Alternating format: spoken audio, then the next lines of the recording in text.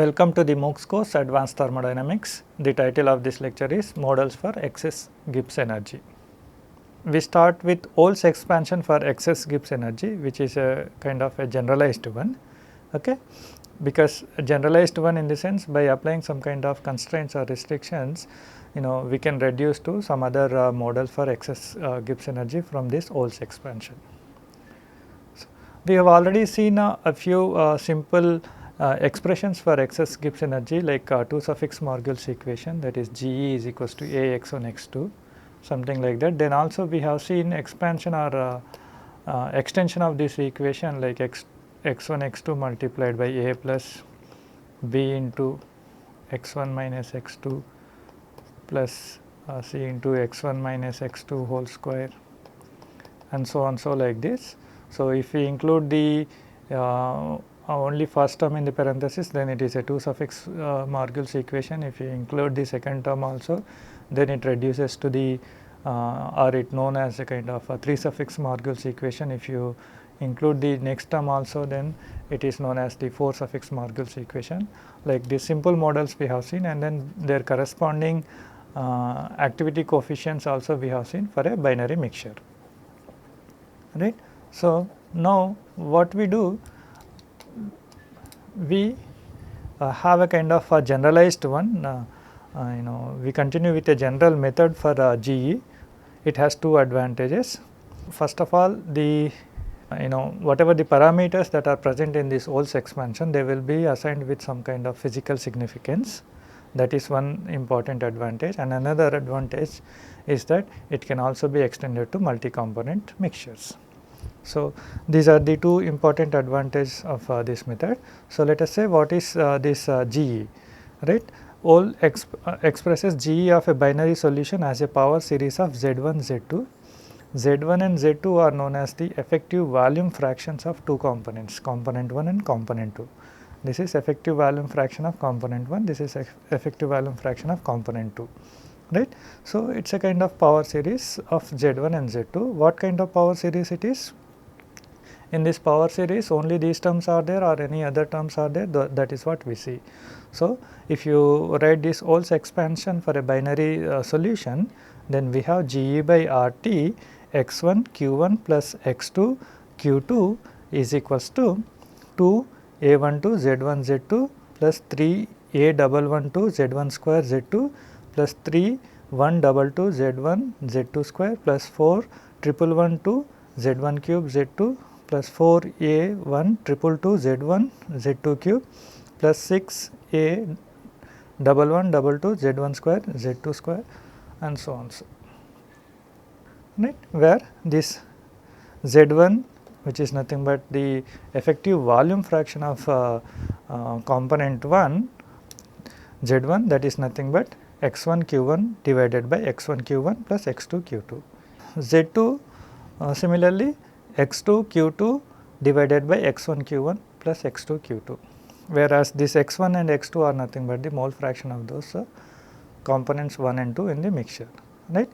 So, now when we call Z1, Z2 are a kind of effective volume fractions of two components, and then x1, x2 are nothing but the mole fraction of those component 1 and 2, then obviously this ratio x1 q1 divided by x1 q1 plus x2 q2 is nothing but effective volume fraction of two components, and then this q1 and then q2 are having some relation with the size of the molecule or volume of the molecule, because we are calling it a kind of effective volume fraction of component as Z1 or Z2 respectively for component 1 and 2, right. So, that is one, and then what else we see in this equation other than Zi's or Z1, Z2 etc. We also have some constant A12, A112, A122 and so on, so like this A constant. So, that means in addition to this Z1, that is effective volume fraction, we are also having some kind of other multiplication factors or the constant for each term, right. So, what are they indicate, that is the other thing, okay. And then what is this Q? Q is indicating the size of the molecules, Z is indicating the effective volume fraction of the molecules or the component that we have taken, right. So, now we see in this equation we have A and then Q constants, okay. A and Q are the constants that we see in this Ol's expansion. Q's are effective volumes or cross sections of molecules, that is Qi is a measure of the size of the molecules. That means, bigger molecule is obviously going to have a kind of larger Q value. And then in solutions of non-polar molecules of similar shape, it is often a good simplifying assumption to take that Q1 by Q2 is nothing but small v1 by v2. That is, the ratio of this Q1 Q2 may be taken as a kind of a ratio between molar volume of component 1 and 2, right. And then this A is having a significance a kind of related to the interaction, right. So, A's are interaction parameters whose physical significance in a rough way analogous to so called the virial coefficients, okay. Let us say in the virial equation of state, if you remember, Z is equals to 1 plus B by V plus C by V square and so on. So, this B is second virial coefficient, C is third virial coefficient, and B and C are respectively indicate the interaction between two molecule combination of two molecules and combination of three molecules at a time respectively. Or B indicates the deviation from ideal behavior because of the interaction between two molecules, and then C indicates the deviation from ideal behavior because of the interaction between three molecules, right. Similarly, this A, it does not say directly what is, how it is related to the non-ideality and all that, but obviously if you have different interactions, dissimilar interactions, there is going to be non-ideality in the case of the solution. So, those interactions between the molecules is represented by A, right. That means A12 is nothing but the interaction between two molecules of component 1 and component 2, one molecule of component 1 and another molecule of component 2, like that it indicates A12. It is a constant, and then it is a characteristics of the interaction between two molecules, one molecule of component 1, another molecule of component 2. Similarly, A112 is also a constant, and it is a characteristic of interaction between three molecules, two molecules of component 1 and one molecule of component 2. So, this is A112, these are the the suffix whatever are there, they indicates the molecule of which component, okay. Two 1s are there, that means two molecules of component 1, and then 2 is only once is there, that means one molecule of component 2, like that.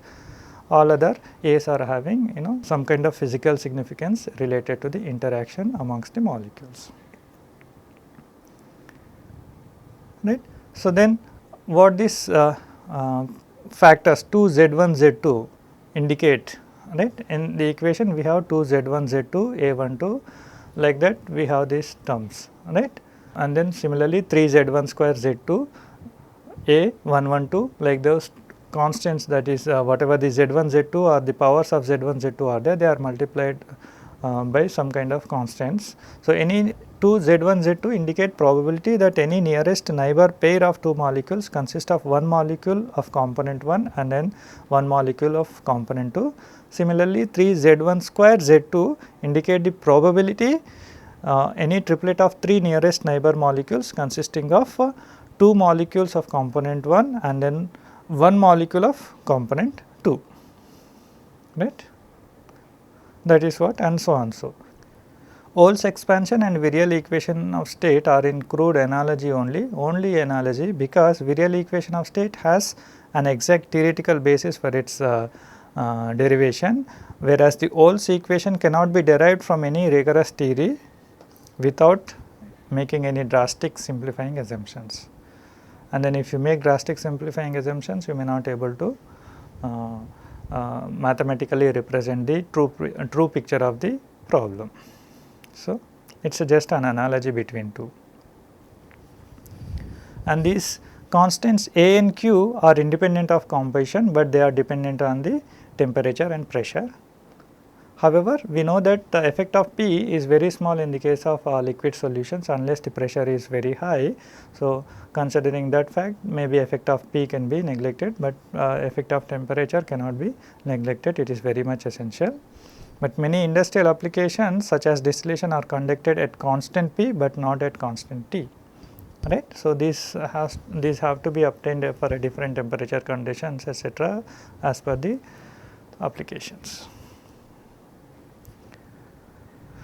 So, let us say if equation 1 is taken with reference to an ideal solution in the sense of Raoult's law, only interactions involving at least two dissimilar molecules. That is, we are taking two molecules only,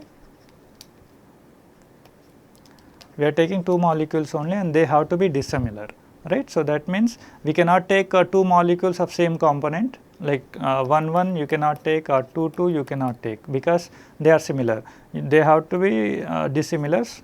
So, 1-2 type of interactions we are taking, dissimilar unlike interactions. So, those molecules we are taking, and then we take a reference ideal solution in the sense of Raoult's law. Raoult's law, what does it mean? Raoult's law says, like, it is ideality of the solution is applicable for the entire range of mole fraction from xi is equals to 0 to 1, right. So, under such conditions, whatever the ideal behavior is there, that is represented by Fi is equals to xi Ri, okay. Ri is nothing but Fi naught, or Fi naught is Ri is many times is nothing but the Pi saturate if the pressure is low pressure. That is, when you are taking only dissimilar interactions, if you are taking only dissimilar interactions, so whatever the Z1 square, Z2 square, Z2 cube, Z1 cube, Z2 cube, etc., these terms will not be there, because these terms are because of the whatever the constants, their multiplication factors are there, they are indicating interaction because of similar molecules, right. As we just have seen, 2Z1 square indicates the probability of two nearest molecules being from a component 1, right. So, if interaction whatever is there, that is the similar interaction between two molecules of same component. So, that is the reason this Z1 square, Z2 square, Z1 cube is nothing but the interaction between a triplet of molecules and then all three molecules of a same component, right. So, then that means again, though it is a 1-1-1 interaction, it is still similar interaction, it is not dissimilar interaction. So, this term will also be not there. So, in the Wolf's expansion, if you exclude all these Z1 square, Z2 square and Z1 cube, Z2 cube terms, etc., then what you have, you will be getting this equation GE by RT x1 q1 plus x2 q2 is equals to 2 a1 to z1 z2, right. Because this GE has to vanish at x1 tends to 0 and x2 tends to 0 as well, because if x1 tends to 0, then z1 is tending to 0. So, GE would be tending to 0.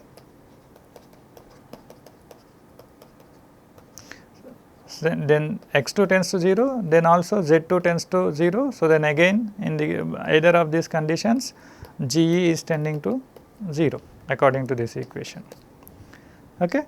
So, this equation is Raoult's law as a kind of reference. So, now this is the equation that we are going to consider, and then we are going to find out its activity coefficient. So, this is a one simplification, okay.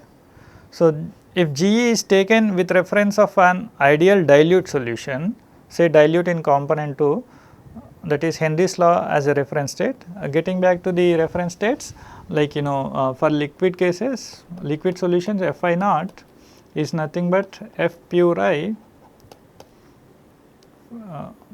for the case of reference state, you take Lewis Randall state where this xi is tending to 1, right. If you take Henry's law as a kind of reference, then this Fi naught tending to Hi in that component 1 or whatever. In this case, this xi is tending to 0, that means xi component is very small. So, whatever let us say xi component is dissolved in J solvent. So, then J is dominating, most of the solution is containing J component, I component is very small, right. So, that is what under such condition Fi naught is taken Hij. So, Xi is tending to 0, that means here whatever the interactions are there, those interactions are similar interactions of same component J is going to be dominating here, right. Or if you take for a binary system, so F1 naught, because for component 1 with respect to 1 we are doing, so this should be H12 for a binary system, and then this H12 are dominating are having dominative interactions between two molecules. This is the dominating one, right. It is less dominated between the 1-2 molecules, right. That means they are this, when you take this Henry's law as a kind of reference, you are going to have the terms because of Z2 square, Z2 cube, etc. These kind of terms you are going to have. Whatever the terms related to Z12 or Z112, these are going to be very small. They are not going to be present in large quantities. These are going to large quantities in the sense dominating. So, these are going to be more dominated. Z2 square, Z2 cube, etc. are going to be more dominated than the Z12, Z112 terms, etc. Right. So, under such limiting conditions, or when you take Henry's law as a kind of reference state, then whatever the interaction between component 2, similar interaction between component 2 are going to be dominating, because that component is present in large quantity, whereas the component 1 is present in small quantity, because it is Henry's law is valid for the dilute solutions, right. Dilute in component 2, that is what we have taken. So, all 1 2 1 1 2 1 2 2 kind of interactions are going to be weaker compared to 2 2 triple 2 or quadrate 2 kind of interaction. So, that is the reason this GE star by RT x1 q1 plus x2 q2 we are going to have minus A22 Z2 square minus A triple 2 Z2 cube minus A 2 2 2 2 Z2 power 4 and so on, so right. A22 is the self interaction coefficient characteristic of interaction between two molecules of component 2, and then A222 is the self interaction coefficient characteristics of interaction between 3 molecules of component 2 and so on. So, and then GE star in equation 3 refers to solution very dilute in component 2, right. So, that means it is not interaction between molecules of component 2 and component 1, because component is very small quantity present, but rather interaction between molecules of component 2 that causes deviation from ideal behavior. Hence, a non-vanishing GE star is present, right. So, whatever the interaction between molecules of 2 is there, so that is going to cause a kind of some kind of non-ideality in the sense of Henry's law, right. So, that is the reason this equation, whatever this GE star equation, GE star by RT x1 q1 plus x2 q2, whatever is the case, you are not going to have a kind of G star tending to 0 for any combination of this Z2, because Z2 is very close to 1, and then Z1, because x2 is very close to 1 and then x1 is very close to 0. So, this is not going to be vanishing under whatever the circumstances, because now this Z2 is nothing but what? Z2 is nothing but x2 q2 divided by x1 q1 plus x2 q2. So, if x2 tends to 1, this is not going to be 0, and then this overall this equation is not going to be 0 anyway. So, now let us illustrate the generality of equation 1 by considering a few models of GE. So, what we do? We start with a simplest one, Van Laar's equation, right. Van Laar's equation that we take, consider a case of binary solution of two components that are not strongly dissimilar chemically, but have the different molecular size, right. So, let us say you have to take a molecule, two molecules which are chemically not very dissimilar, but their size wise, if you see their size, then they are going to be very dissimilar. Dissimilar by size in the sense, let us say if you take the molar volume of these components, two components, if they are very different from each other, then you can say that by size they are dissimilar. Okay. So, for example, you take the solution of benzene and isooctane, right. So, they are chemically not very dissimilar first of all, but molar volume wise, if you see benzene 89 cc per mole and isooctane 166 cc per mole. So, they are very different, molar volume wise they are very different, though chemically they are not very different, right. So, if you take such kind of solution and then make assumption that interaction coefficient, higher interaction coefficients rather, that is 3 molecular interaction, 4 molecular interactions you are not considering, you are considering only 2 molecular interaction, that is considering only first term in the Wolf's expansion, and after that whatever the remaining terms are there you are discarding.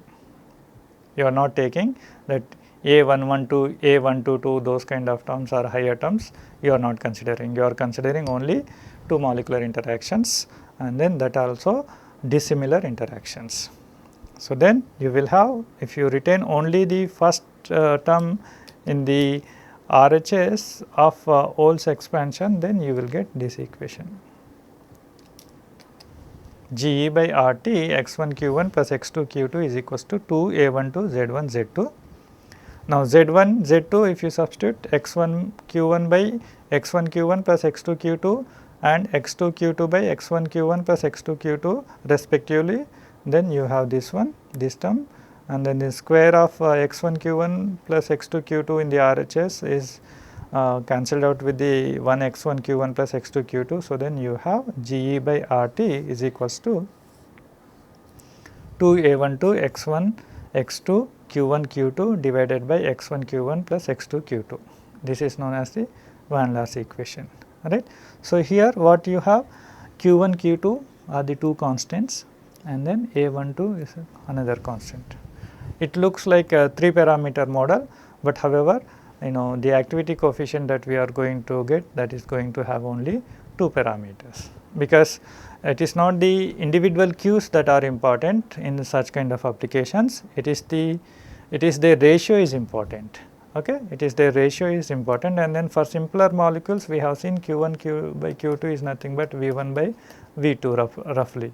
It is a kind of approximation, and then true also for a simple molecule. So, by considering this one, you can say that it is a kind of one constant. So, this equation number 4 is known as the Van Laar equation. Now, for this equation we apply the definition Gi bar E is equals to RT ln gamma I, and then try to find out gamma I is equals to 1 and 2, because we are doing all this for binary solution. So, that ln gamma 1 you do, that should be 1 by RT dou by dou n1 of NT GE at constant Tp n2, right. G1 bar E is nothing but dou by dou n1 of NT GE. This part is nothing but G1 bar E. Okay. Now, NT you write n1 plus n2, and then G by RT is nothing but whatever GE is 2 A12 x1 x2 q1 q2 divided by x1 q1 plus x2 q2. So, x1 you write n1 by nt, similarly x2 also you write n2 by nt, like that you simplify this one. So, then you have this expression, right. Here in this expression what we have, this q1 q2 and then n2 a12 2 are constant, that you take common, right, and then remaining terms you keep here and then simplify. So, the square of n1 plus n2 and this n1 plus n2 is gone. So, then you have remaining n1 multiplied by n1 plus n2, because here also you have nt. So, that is n1 plus n2. So, that simplification if you do simply and then differentiate, then you will be getting this equation. right. So, this equation if you convert in terms of x1 x2 by dividing both numerator and denominator by nt, then you will have 2 q1 a12 x2 q2 divided by x1 q1 plus x2 q2 whole square.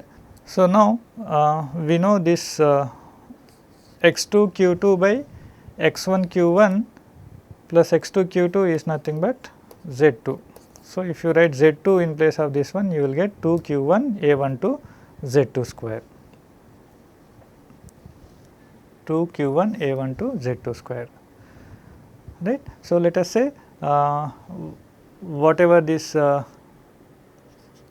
q1 a12, if you write it as a prime, then you will have a prime z2 square is nothing but ln gamma 1. I am just representing or combining these constants as one constant a prime. Similarly, if you do ln gamma 2 and then simplify and then try to obtain the expression, you will get ln gamma 2 is equals to 2 q2 a12 z1 square, and that whatever this 2 q2 a12, if you write as a b prime, it is nothing but b prime z1 square, right. So, if you rewrite whatever this ln gamma 1 and then ln gamma 2 equations respectively in this particular form, in terms of this a prime and b prime, then you have ln gamma 1 is equals to a prime divided by 1 plus a prime by b prime x1 by x2 whole square. So, this a primes whatever I have taken, b primes whatever I have taken, that is 2 q1 a12 and 2 q2 a12 respective, those things I substituted here and then cross check that we are getting back to the same expression, this one, right. So, this form in the books in generally you found ln gamma 1 as in this particular form. Similarly, ln gamma 2 you will find in this particular form in textbooks. So, these are ln gamma 1 and ln gamma 2. So, here a prime is equals to 2 q1 a12 and b prime is equals to 2 q2 a12, or a prime by b prime is equals to q1 by q2.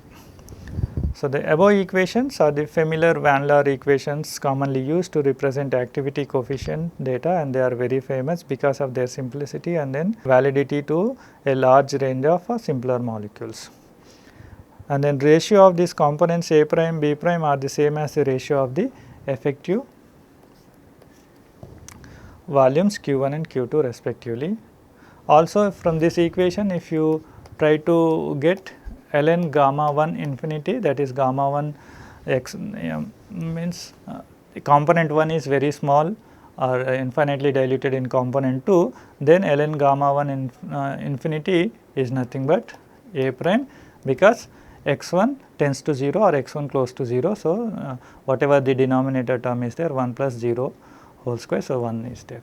Similarly, here also if you take ln gamma 2 infinity, that means component 2 is infinitely dilute in component 1, that is component 2 is very small quantity compared to the component 1. So, x2 is very small. So, then this or x2 is close to 0. So, then whatever in the denominator you will be getting 1 plus a very small number close to 0 whole square. So, that you will get b prime. So, this a prime by b prime is not only q1 by q2, but also it is equals to ln gamma 1 infinity by ln gamma 2 infinity, right.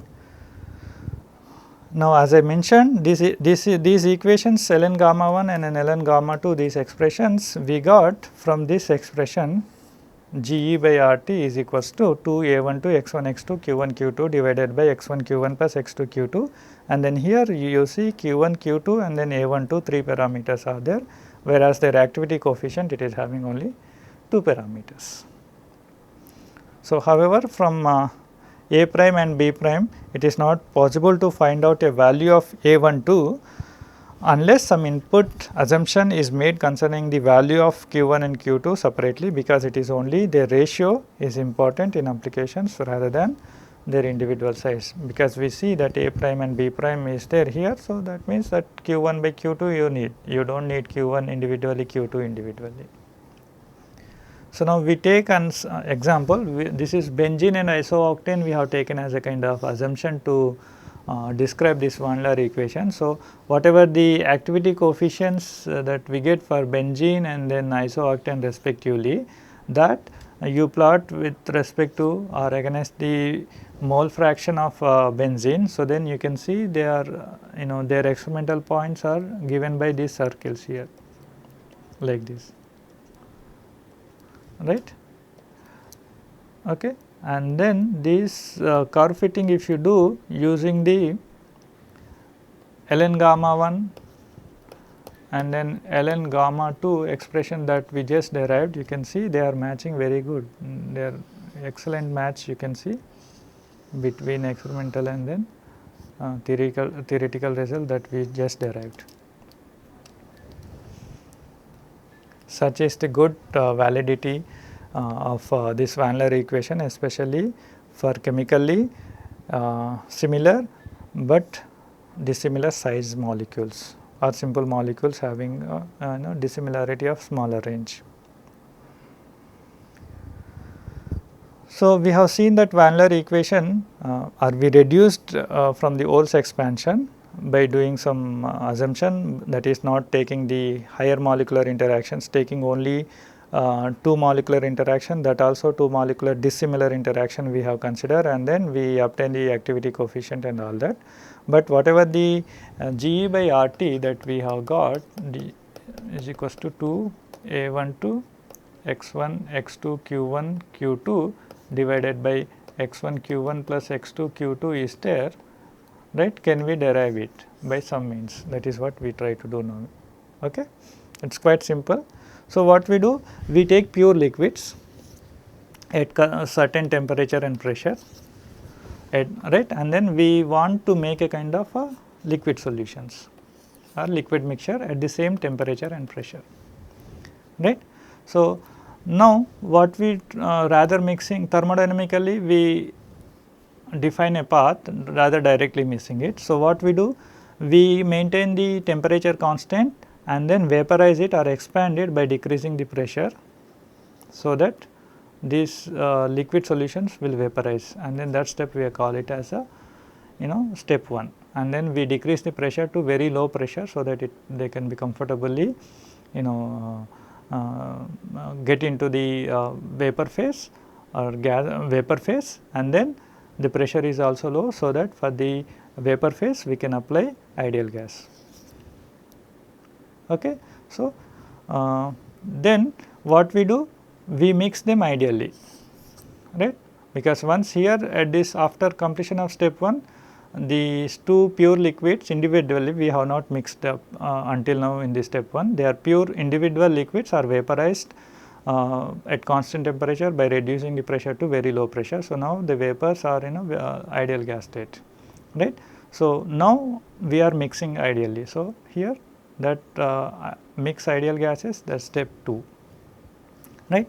Now, what we have here, we have a kind of a mixture of ideal gases which is at the temperature of the required mixing temperature, but the pressure is very low pressure, and now what we do? Keeping the temperature constant, again the same temperature constant, we are liquefying this ideal gas mixture by increasing the pressure or by the compression, so that we are increasing the pressure to the initial temperature and pressure or initial pressure at which we wanted to make the mixture.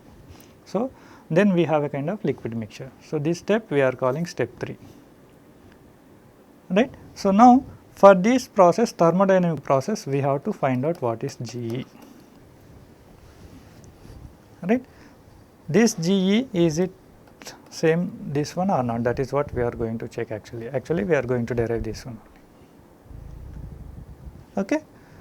So, for this process we make a couple of assumptions. The first assumption is that volume of mixing is 0 and then entropy of mixing is also 0, that is VE and SE both of them are 0. Those are the kind of important assumption we are making, and then this vaporized conditions, whatever the pure components are there, pure components are described by van der Waals equation of state.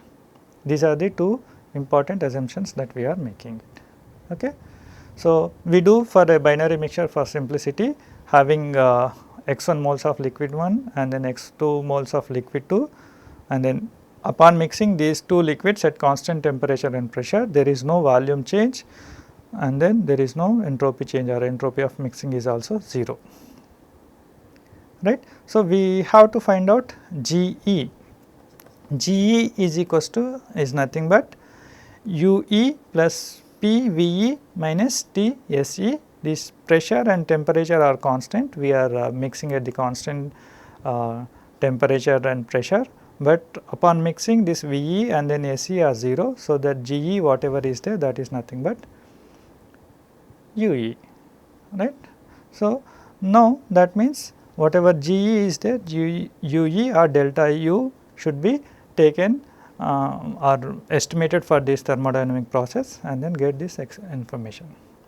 Since U is a state function, so whether you directly whatever the U that is required from this pure liquids Tp before mixing to after mixing this liquid to get the liquid solutions, whatever the U is there, that should be same whether you directly get this U for this step, or you follow the step 1, step 2, step 3 and then add them together to get this point, because this U is a state function.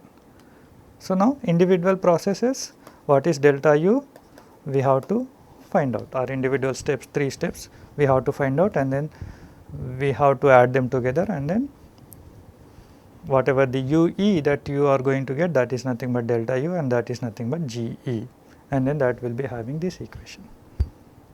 And then we know for the ideal gases delta U is 0. So, that step anyway you can strike off.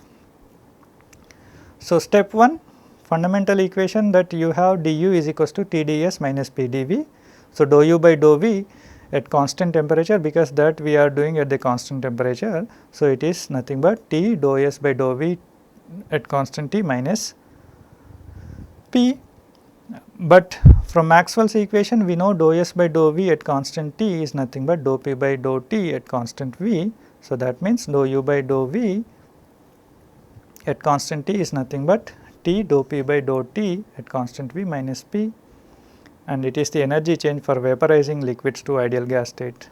Whatever this dou U by dou V you get, that is nothing but the energy requirement for energy change for vaporizing the liquids to ideal gas state by keeping the temperature constant, but decreasing the pressure from P pressure to very low pressure, right. Now, we are assuming van der Waals equation of state for pure liquids.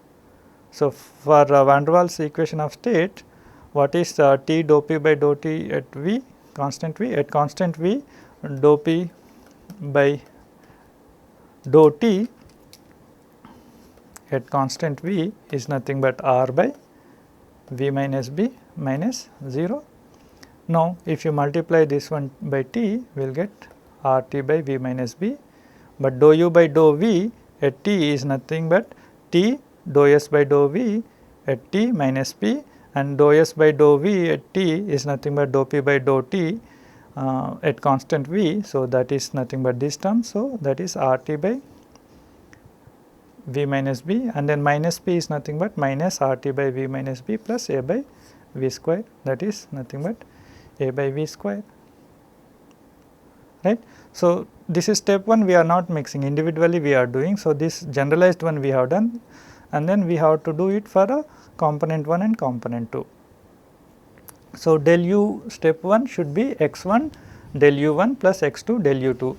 This 1 and 2 stands for the component 1, 2, and then this capital I stands for the step 1. So, for the component 1, x1 del U1 if you do, x1 del U1 if you write dou U by dou V1 dV, then you can have x1 and then dou U by dou V, just now we derived it A by V square, and then since it is component 1, A should be for the component 1, that is A1, okay. A1 van der Waals constant for the pure component 1, okay. A1 by V square x1 dV, and then when you integrate you will be having minus A1 by V1 x1, and then when you substitute this limits, V1 lowest possible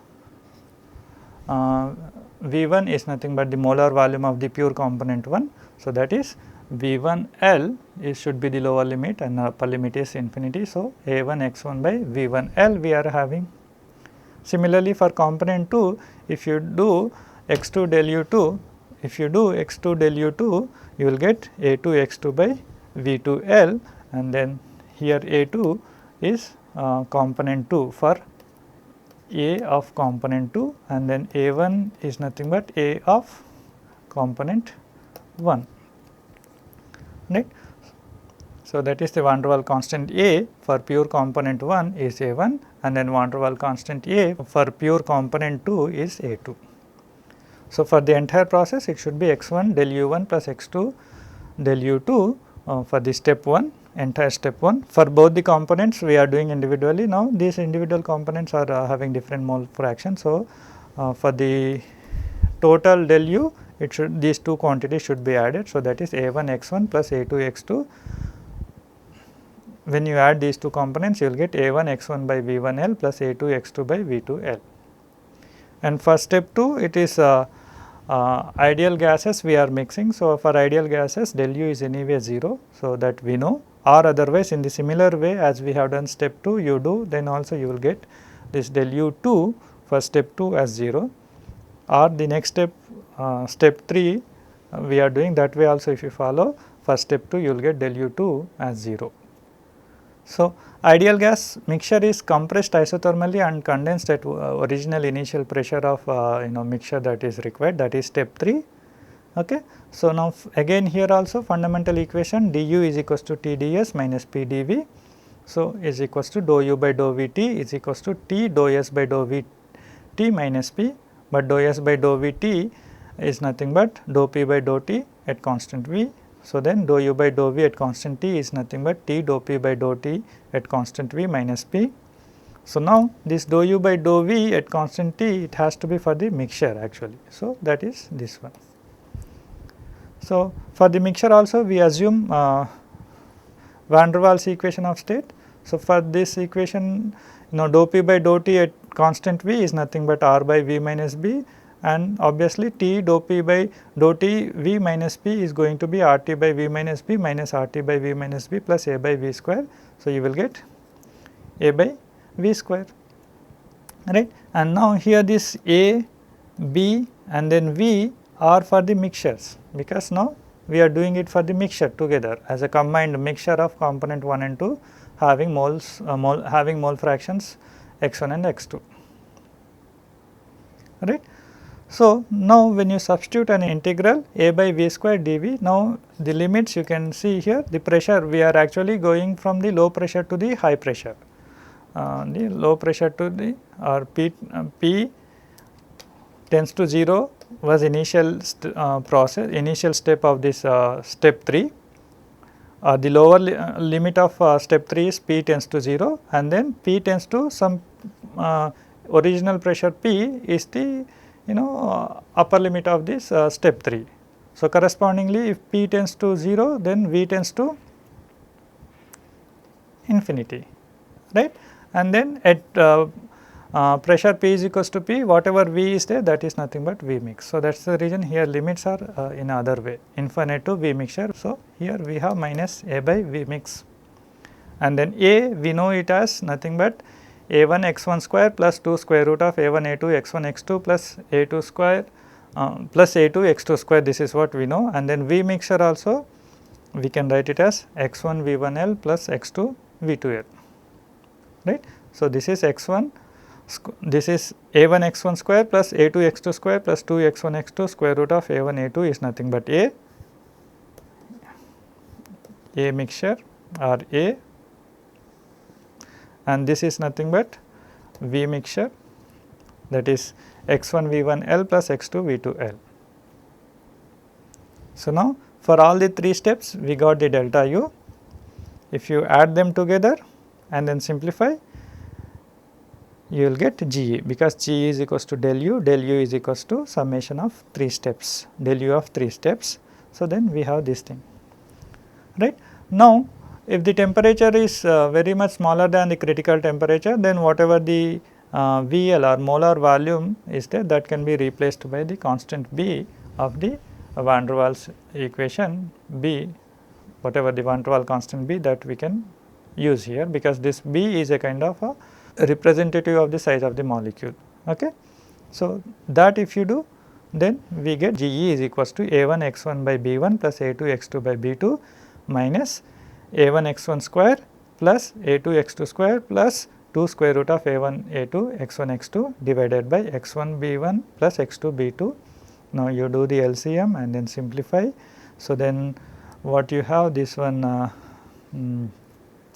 some of the terms are quite similar, this x1 square A1 B1 B2, this x1 square A1 B1 B2 cancelled out. Similarly, this x2 square A2 B1 B2, this x2 square A2 B1 B2 are cancelled out, because they are having the plus minus sign respectively, right. So, the remaining terms, you take x1 x2 common, right.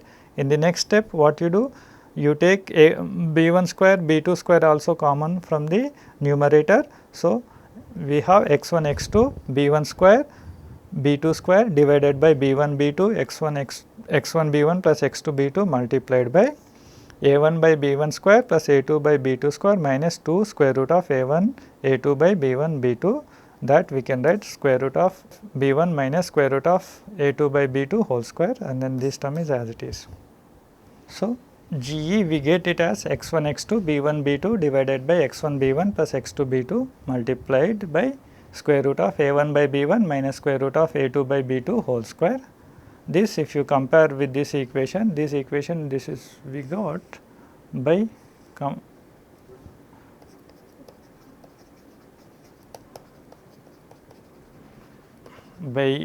reducing the Wolf's expansion, that is taking dissimilar interaction between only two molecules and then neglecting the higher order terms, then we got this equation, right. So, they are same equation, only thing that is constants are different slightly. So, now here B1 is nothing but Q1 when you compare these two equations, and then B2 is nothing but Q2, because obviously these Q's and B's are representative of the size of the molecules, and then this 2A12 is nothing but square root of A1 by B1 minus square root of A2 by B2 whole square. So, then now if you get the ln gamma 1 expression for this expression, for this form of equation you will get this one, that is square root of A1 by B1 minus square root of A2 by B2 whole square x2 B2 divided by x1 B1 plus x2 B2 whole square, and then ln gamma 2 you will get square root of A1 by B1 minus square root of A2 by B2 whole square multiplied by x1 B1 divided by x1 B1 plus x2 B2 whole square, and then they are equivalent to whatever the quantities expression that we got by using this expansion, whatever this form. Okay. So, both the way I have written, so that for the comparison purpose it will be easier. So, the boxed one we got by Wolf's expansion or reduced Wolf's expansion and written van der Waals equation, and then this right hand side second terms they are obtained by partially differentiating this GE with respect to N1 and N2 respectively, and then simplifying to get this ln gamma 1 and ln gamma 2 respectively. Okay. So, now that is by comparison, if you write the same equation in this form also you can write, when you write it you get A prime is equals to 2q1 A12, B prime is equals to 2q2 A12, and A prime by B prime is equals to nothing but q1 by q2, and then A12 is nothing but and 2A12 is nothing but square root of A1 by B1 minus square root of A2 by B2 whole square. This is what we get. Now, we discuss what are that we understand from this derivation. We realize that they should be used for solutions of relatively simple, preferably non-polar liquids, because we are taking only two molecular interactions, we have not taken any higher interactions etc. into the consideration. But empirically it has been found that these equations are frequently able to represent activity coefficients of more complex mixtures as well.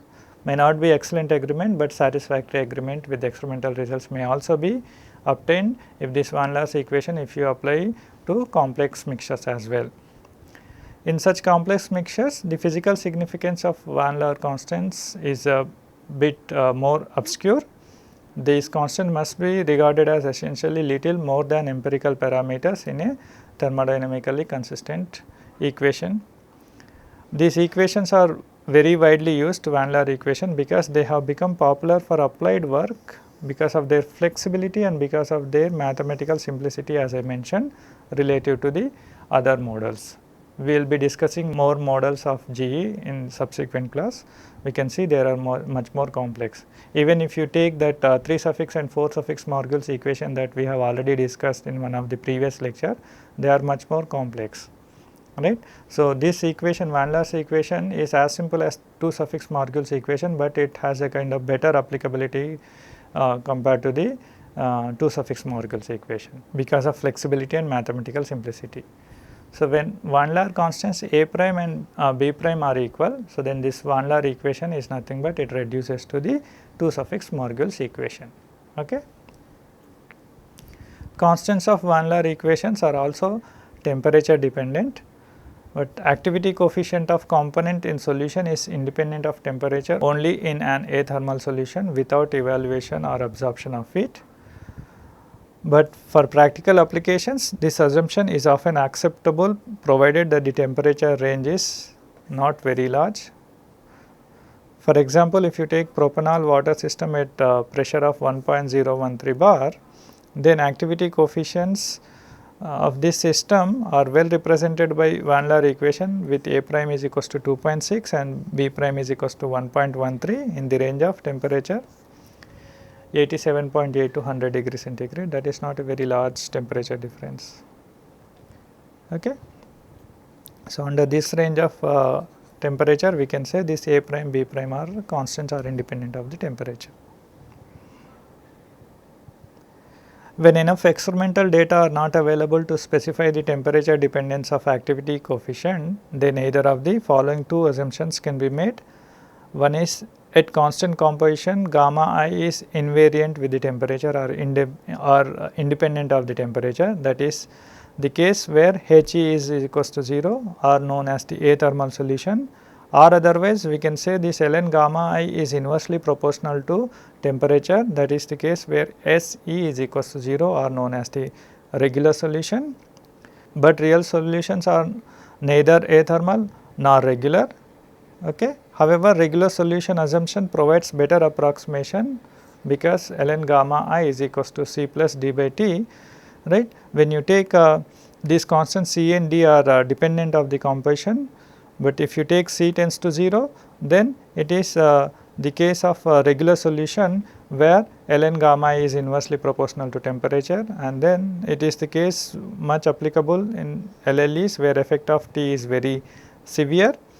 But when you take T is equals to 0, then usually that is VLE, effect of T is small, or at constant temperature they have been done,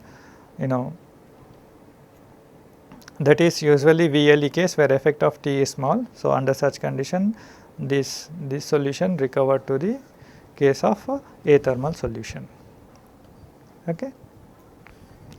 In typical cases, unfortunately the magnitude of C is similar to that of magnitude of d by t. So, in practical applications, in real solutions, both are of equal importance. The references for this lecture are provided here, and then most of the notes is prepared from this reference book, Prosnich et al. Thank you.